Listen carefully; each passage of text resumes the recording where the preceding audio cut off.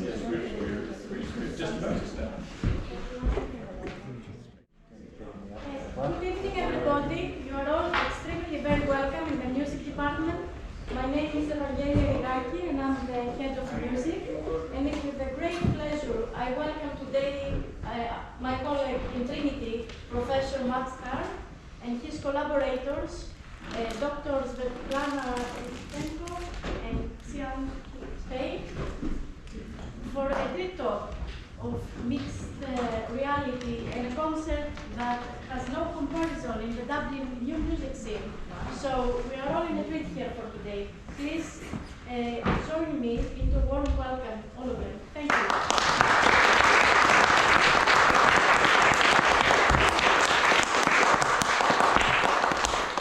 Thank you very much, Evangelia, and thanks to all of you for being here, and welcome to tonight's performance. I'm glad you managed to get past the Trinity Ball preparations and made it here today. As you know, my name is Matt. I'm an associate professor in the School of Computer Science and Statistics here, and I'm also CEO and creative director of Haunted Planet Studios, which is a TCD spin-out company focusing on serious games and interactive experiences using cutting-edge technologies. So I'm very grateful to the Department of Music and the Music Composition Center, and especially Professor Evangelia Rigaki for hosting us tonight and for all the support that the music and Evangelia has given us in relation to this event. Okay, hello everyone.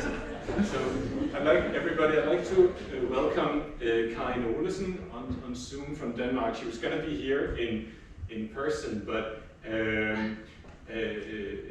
Joe Biden got in the way. So here she is virtually for us, though.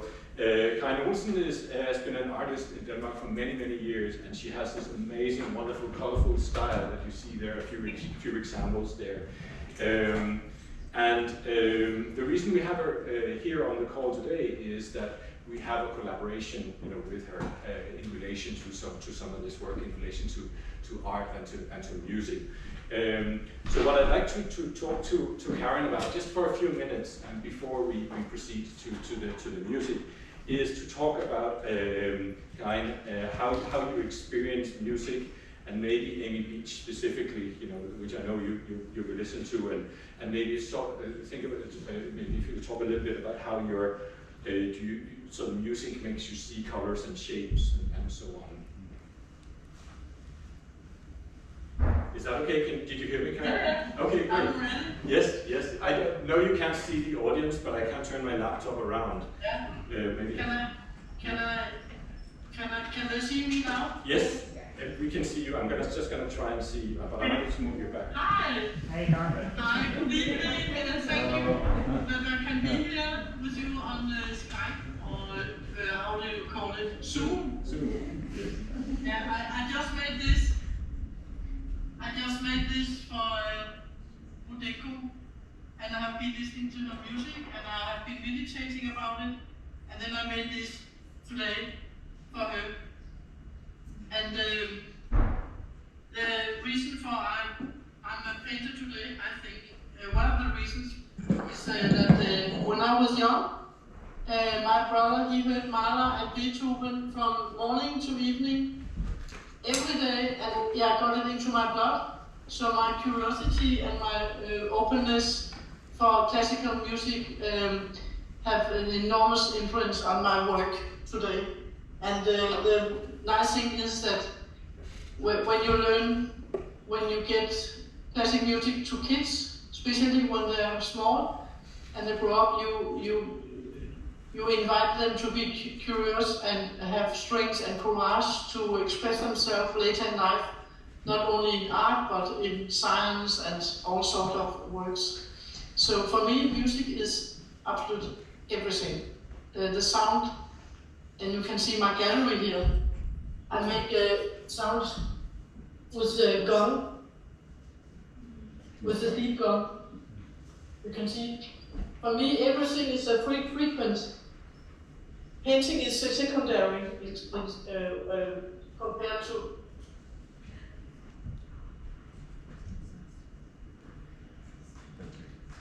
We don't quite hear it, Karen. I think Zoom is filtering it out.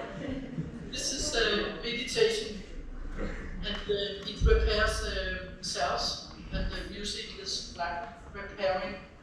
And for me, it's a very important thing to express myself. I'm super integrated, especially of Rudenko. I really love her work.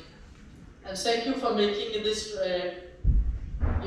this funny little animation, like a little thing I made. Thank you for making the music for that.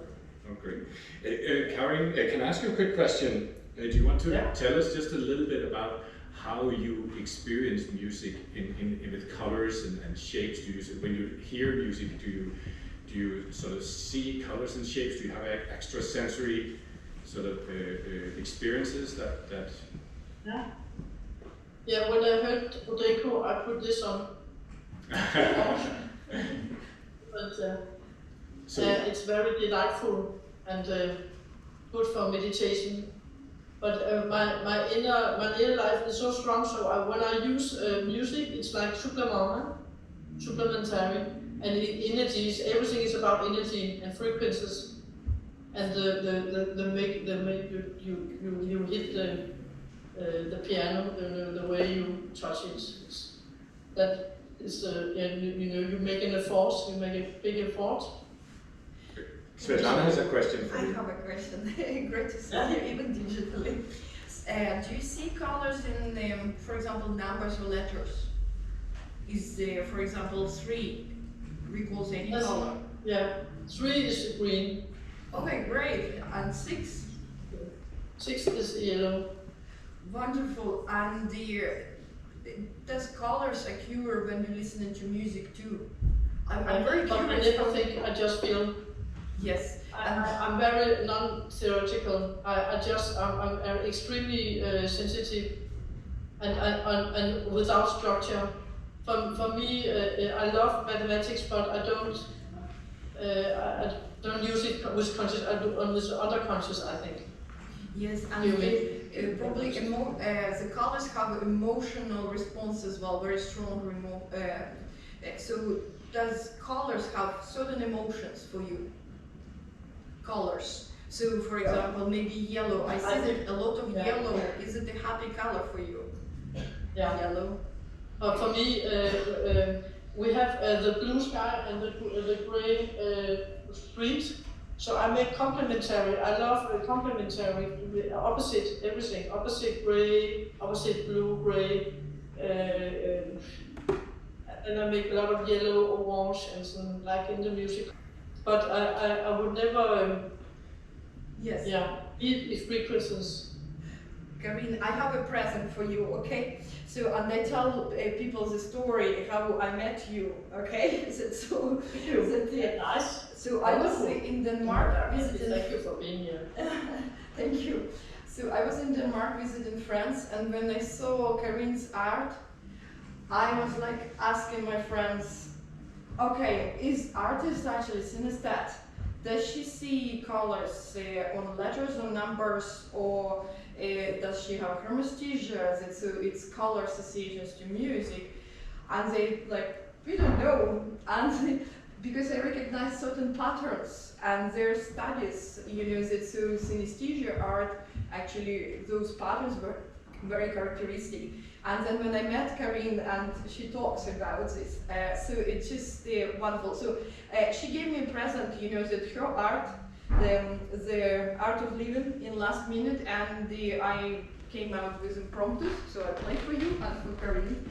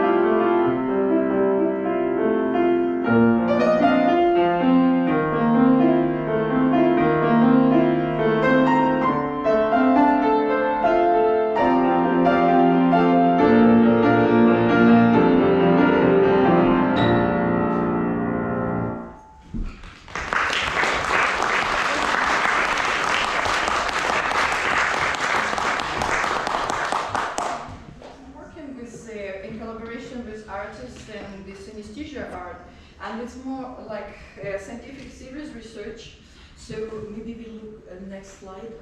So there's as I just briefly say, the synesthesia, it's a sensory trait, mixture of senses, and so people experience, for example, music as a stimulus, or could be another stimulus as an additional sensation. So people could experience music like with aroma, or colors, or shapes, or taste even. So, but in 1926, Kluwer, he called it form constants. So he recognized and he recorded, he was form constant, he categorized those shapes, what happened in visualization of people under psychedelic states. So, and hallucinations as well. But what is interesting, so synesthesia art fits into that as well. So in works by artists and aesthetes, so they respond to this sensory and they capture this sensory, and so literally by these patterns I recognized Karine Olsson art. So she has this parents, sensory parents, like synesthesia. So later, Coben from University of Chicago, he actually created a computational model to show this network of neurons, how they perceive and communicate the information of these sensory alternative states of consciousness, or under psychedelics, or in case of synesthesia, when there is overlap of sensory experiences. So we created a Haunted Planet, augmented reality platform, so provided us, so we created the synesthesia gallery, augmented reality. It's an experience of the game outdoors where you follow radar and to capture music, art encounters. But it's these experiences, it's 15 episodes about synesthesia. So there's episodes where artists painted music and you can recognize those patterns. So there's scientific talk from Jamie Ward, with whom we worked in collaboration. So there's interviews from artists and aesthetics. So it's experience educational, particularly very important for families who have children synesthetes, because in the past it was quite traumatic experiences when people didn't recognize this trait, sensory trait, and so children went through quite, like for example, teacher says, okay, do you see this letter A? And the child sees it in red, and the teacher said, don't lie to me. That's so the experiences. So we can move now to the next slide, please. So for British Neuroscience Association, with Professor Maura MacDonald, she is present here. She works on music technology department in Trinity. So, and we worked with Timothy Layden. So by music analysis, trying to capture the music narrative in Monumental Sonata B minor list, so which is associated with Faust, Goethe. So you can recognize later those archetypes of musical texture and the themes like Margarita or Gretchen in Faust Legends, or the prayer, or Mephistopheles. Of course, you know that the story is, yes, Faust, the scholar, so he sells the soul to the devil for the knowledge and pleasures of the world. That's, so the artist, Timothy Layden, he has synesthesia. So on my music analysis, he painted those episodes. So I'm going to play not the whole sonata, because the whole sonata is 32 minutes, so I'm going to 20 minutes, maybe less. So, but you will see the video what Maura MacDonald created on and animated Timothy's art, showing those archetypes. So then the video will be only 3 minutes. After that, you have to work with your imagination and sensory and try to perceive music visually. So.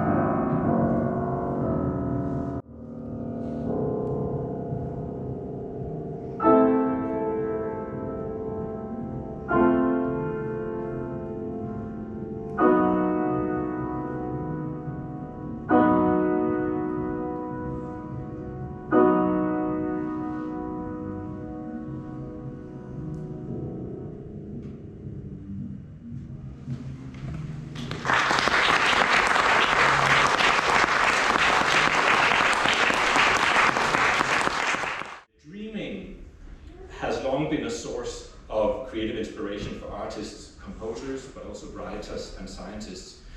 Composers like Tchaikovsky, Mendelssohn, and Amy Beach, which we're going to hear tonight, were inspired by dreams. Surrealist visual artists like Dali, Magritte, De Chirico, and many others has explored the unconscious through art and dreams. Writers like Hugo and Naudier and many others, of course, engage with dreams in literature, and pioneers in psychoanalysis like Freud and Jung approach dreaming academically to begin to understand the human psyche. Today, neuroscientists explore the biology and physicality of the dreaming process, while all humans ask, what is dreaming? What does this subjective experience mean for each of us? What role does it play in our conscious and unconscious experience?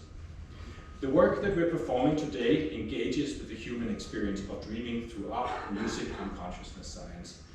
Using cutting-edge mixed reality, we approach dreaming like surrealist paintings, experiences that reside halfway between the visible and invisible. Mixed reality technology is uniquely suited for this purpose because it positions the audience not within a virtual world like virtual reality technology does, but in a liminal space that blends the real and the unreal, the conscious with the unconscious, the physical world with the world of dreams. We will show interactive mixed reality scenes with the MetaQuest Pro headset, which will engage with dreaming in different ways. Each of the scenes will feature an interactive 3D environment inspired by the work of an artist with music and narration. The audience member takes on the role, as you will see, as dream conductor, essentially, of the scene, interacting with the elements to activate layers of music, narration, and visuals. We will first be performing Amy Beach's piece, Dreaming, and later our bigger work, Alice Dali Mixed Reality. As introduction to our first piece, Amy Beach is the most widely performed composer of her generation. She was the first American woman to succeed as a creator of large-scale art music. Her Gaelic Symphony was given its premiere by the Boston Symphony Orchestra in 1896, and it was the first work of its kind by an American woman to be performed by an American orchestra. So she was a very significant composer. Now we're ready, and we're going to be performing, Svetlana's going to be performing Amy Beach's Dreaming. I'm going to narrate, and Xiangpeng is going to demonstrate the mixed reality part of the experience. So you're going to see on the screen what he's seeing in the headset. Of course, the final intention is that anyone can download this experience and run it on a headset that they have access to that experience it. Mixed reality overlays on top of the real reality an extra layer, an extra world. So this is where the two worlds that I mentioned earlier are coming together in an unreal and real experience at the same time. So, ready?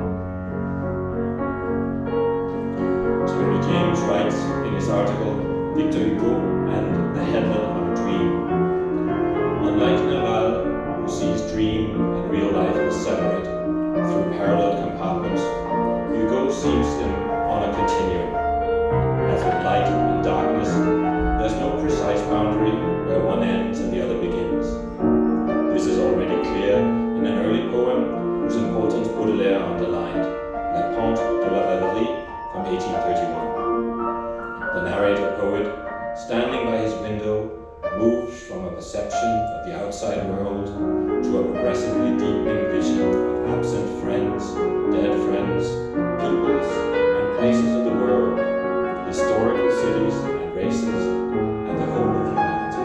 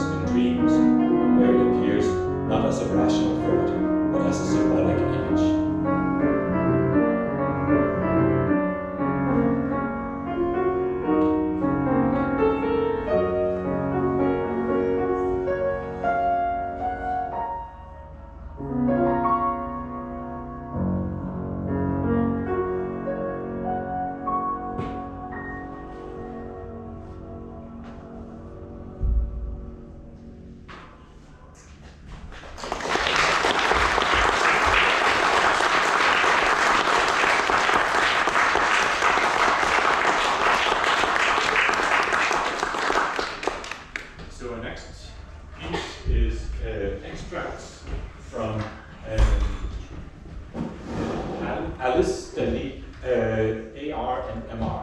So as I mentioned while we were having technical problems earlier, these are compositions by Svetlana on Dali's illustrations for Alice. And we're going to play 6 chapters, they're very short. And 3 of them you will see Dali's original art, and for the last 3 we will show you a mixed reality scenes, again based on those 3 chapters.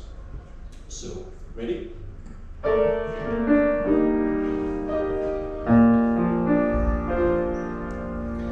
Alice was considering whether the pleasure of making a daisy chain would be worth the trouble of getting up and picking the daisies, when suddenly a white rabbit with pink eyes ran close by her.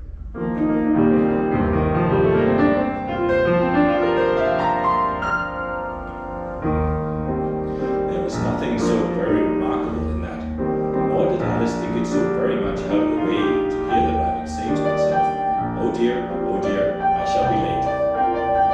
When she thought it over afterwards, it occurred to her that she ought to have wondered at this, but at the time it all seemed quite natural.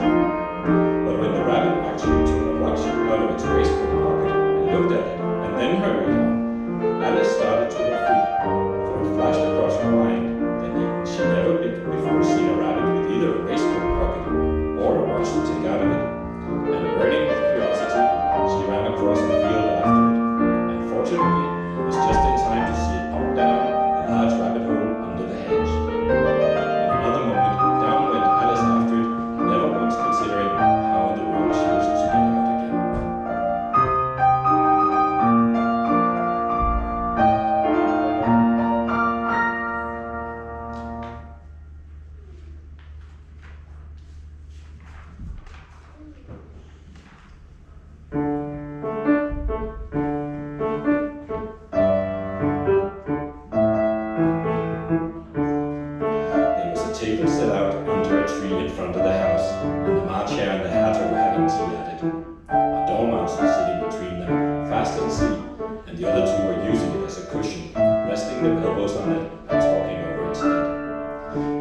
comfortable for the dormouse, thought Alice. Only as it's asleep, I suppose it doesn't mind.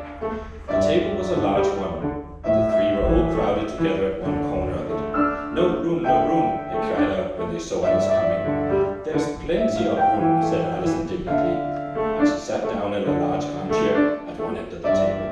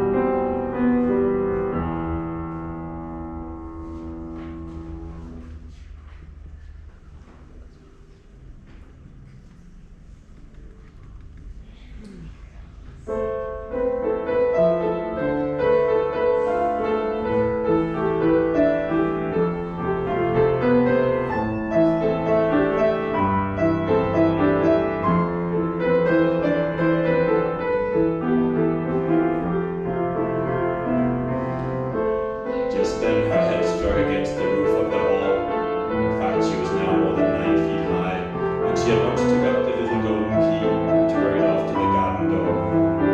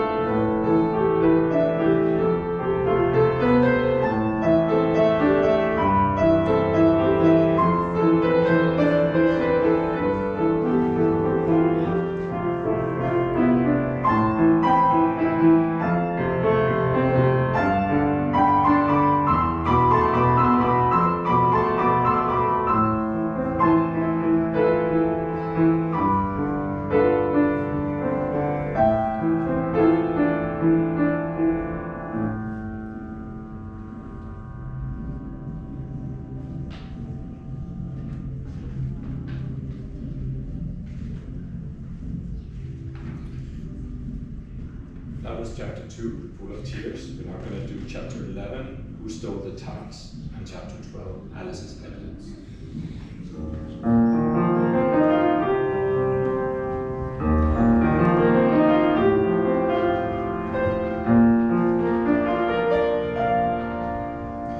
king and queen of hearts were seated on their throne, with a great crowd assembled about them, all sorts of little birds and beasts, as well as a whole pack of carts.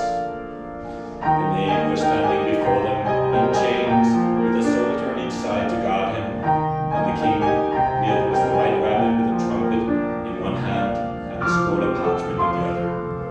In the very middle of the court was a table with a large dish of tarts upon it. They looked so good that it made Alice quite hungry to look at them.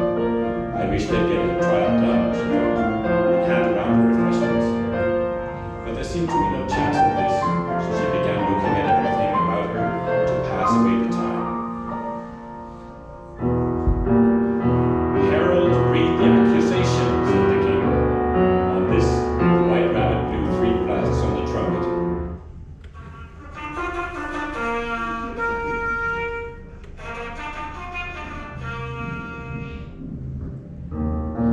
He then unrolled the parchment scroll and read as follows.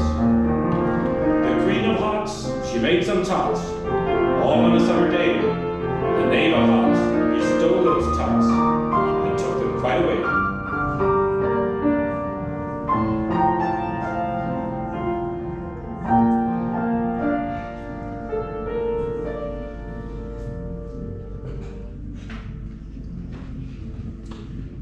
Our next part of the talk is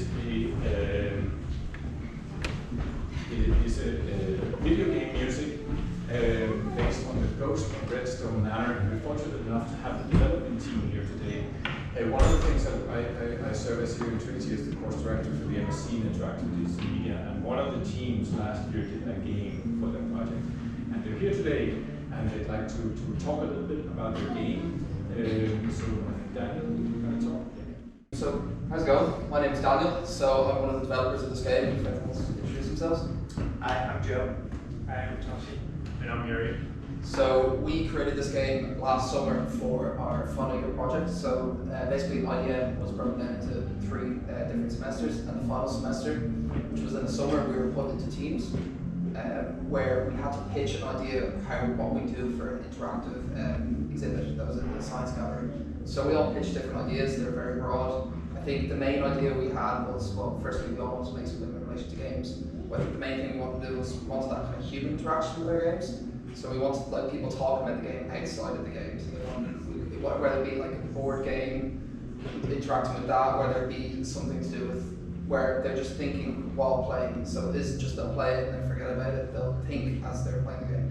So the game is, as titled there, Ghost of Redstone Manor. So it takes place in the 1950s, where you play a Patricia Rothstein. She's a author of murder mysteries, and she's been murdered. So you wake up as her ghost. So you wake up and the world is different, it doesn't look right, and the main thing is your connection to the real world is through a cat. So yeah, it's a bit random, but so basically you're connecting with this cat, and then you have to go around the house. It doesn't look right, and you go through everything. You see people interact. They interacting with each other. They're discussing how the murder occurred. We figure that they might have something to do with this murder. They might have information that we don't know. So then you find out that you can take over people. So that's the connection. So you can take over people's bodies, interact with the real world. And yeah, so then you're just exploring, you're finding clues, you're finding answers to who might have done it, and then your main goal is to find to pick who did it, and then that's one of the endings you get. If you get it right, you're totally right. If you get it wrong, you get it wrong. So then in the showcase, which was in August last year, we had it set up where when people come in, we did a demonstration, a walkthrough of the game, or we had people playing their own. And I think it was really cool because it was amazing to see people give good feedback about the game. They were very impressed that we had done something like this in about, it was 10 to 12 weeks. And we also found out that kids are mean. They can be honest about certain designs. But sure, look, it was all feedback at the end of the day. But yeah, we also did quite well in it, which we were pretty proud of. We're proud of the work that we did, and yeah, thanks fans. So yeah, we kind of thought that after the showcase that potentially we could bring this forward, maybe polish it up a little bit, and then hopefully get a final release. But so yeah, we were put in contact with Svetlana about the music for the game. So we've prepared a video that is accompanied with the music that just shows the world. It's just showing what the world's like, all the different rooms, all the different characters, just gameplay, and yeah, it's just to give you an idea of what the game has to offer. So yeah.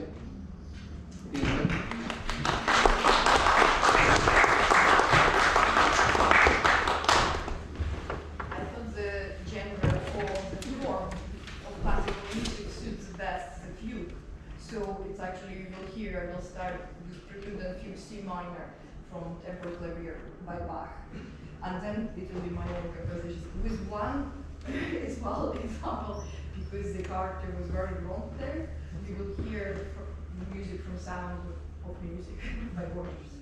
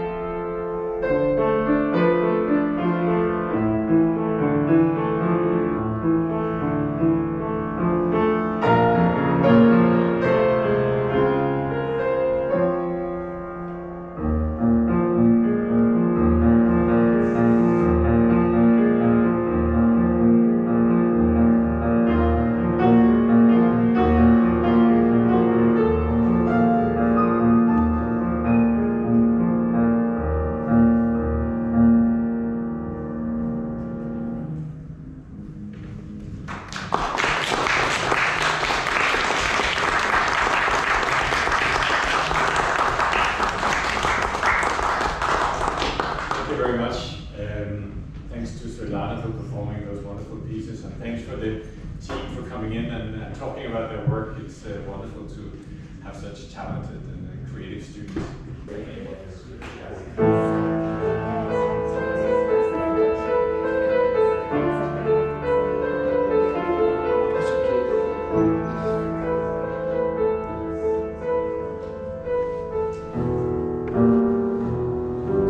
It's a pun, the king added in an offended tone, and everybody laughed. Let the jury consider their verdict, the king said for the 20th time that day. No, no, said the queen. Sentence first, verdict afterwards. Stuff and nonsense, said Alice loudly. The idea of having the sentence first. Hold your tongue, said the queen, turning purple. I won't, said Alice. Off with her head, the queen shouted at the top of her voice. Nobody moved. Who cares for you, said Alice. She had grown to a full size by this time. You're nothing but a pack of cards. At this, the whole pack rose up into the air and came flying down upon her. She gave a little scream, half of fright and half of anger, and tried to beat them off, and found herself lying on the bank, with her head in the lap of her sister, who was gently brushing away some dead leaves that had fluttered down from the trees along her face. Wake up, Alice, dear, said her sister. Why, what a long sleep you've had. I've had such a curious dream, said Alice. And she told her sister, as well as she could remember them, all the strange adventures. And when she had finished, her sister kissed her and said, It was a curious dream, dear, certainly, but now run into your tea. It's getting late.